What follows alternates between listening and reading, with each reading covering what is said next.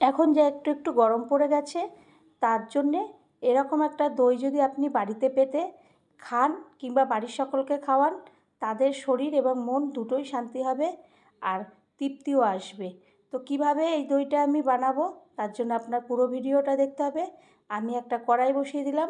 কড়াইয়ের মধ্যে প্রথমে দিয়ে দিলাম চিনির গুঁড়ো। চিনিটাকে আমি গুঁড়ো করে নিয়েছি, তাহলে আমি ক্যারামেল করতে সুবিধা হবে, নাহলে দানা থাকলে সময়টা একটু বেশি নেয় গলতে।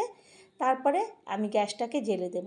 জ্বেলে আস্তে আস্তে আমি এটাকে একটা ক্যারামেলের পরিণত করব। তো আপনারা চ্যানেলটি সাবস্ক্রাইব না করলে সাবস্ক্রাইব করবেন, লাইক শেয়ার কমেন্ট করবেন, পাশে থাকা বেল বাটনটি টিপে, তাহলে যে কোনো রেসিপি আপনাদের কাছে আগেই পৌঁছাবে। এইভাবে আমি চিনিটাকে ক্যারামেল করলাম। তারপরে ওর মধ্যে একটু সামান্য জল দিয়ে দিলাম, কারণ ডাইরেক্ট যদি আমি দুধটা দিই হয়তো দুধটা কেটে যেতে পারে।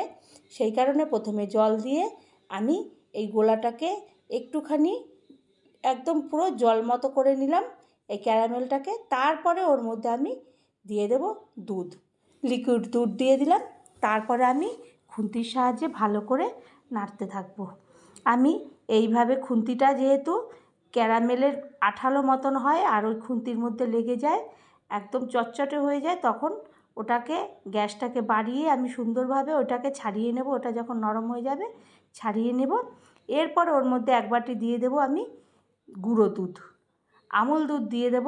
দিয়ে এরপর আমি আস্তে আস্তে ভালো করে নেড়ে সমস্তগুলোকে আমি একদম মিশিয়ে দেব দুধের সঙ্গে আর গুঁড়ো দুধ।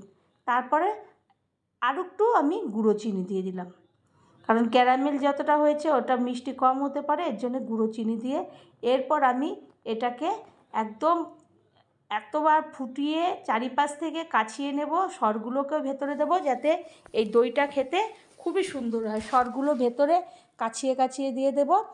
আর এটা একটা ক্ষীরের মতন একদম ঘনত্ব তৈরি করব, যেভাবে দই তৈরি করে। তারপরে গ্যাসটা বন্ধ করে আমি ঠান্ডা করতে দেব। যখন ঠান্ডা হয়ে যাবে, এইদিকে আমি একটা টিফিন বক্স নিয়ে নেব।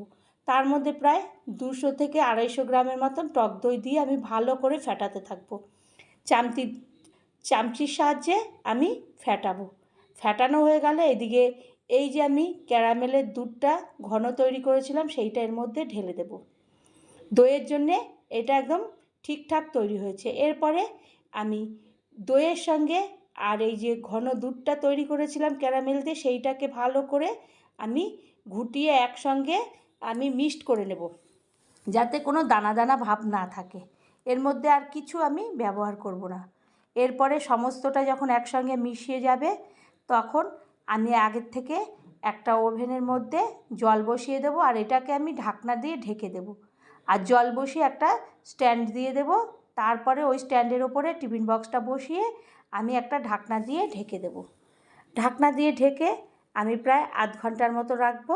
আধ ঘন্টা পরে যখন ঢাকনাটাকে তুলে আমি ওই টিফিন বক্সটাকে তুলে নেব।